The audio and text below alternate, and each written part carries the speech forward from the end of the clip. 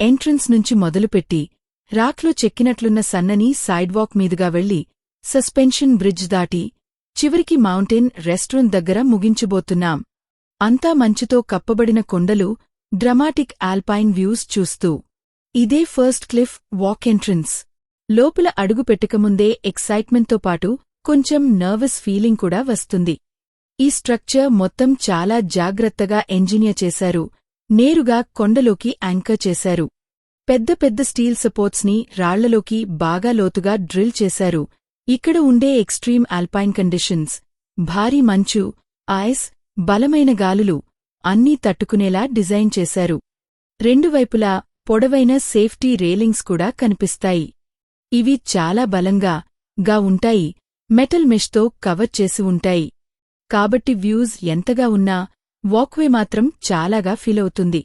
ఇప్పుడు క్లిఫ్ మీదకి అడుగుపెడదాం. నడవడం మొదలుపెట్టగానే ఈ ఎక్స్పీరియన్స్ నిజంగా లోపలికి దిగుతుంది. ఒకవైపు మీ పక్కనే కొండ నేరుగా పైకి లేచినట్టు కనిపిస్తుంది. ఇంకోవైపు చూస్తే ఓపెన్ స్పేస్ మాత్రమే, కిందకి లోయలోకి నేరుగా పడిపోయే డ్రాప్. ఇక్కడ ఉన్న లోతు అసలు మామూలు కాదు. వేల అడుగుల కిందకి స్ట్రైట్గా.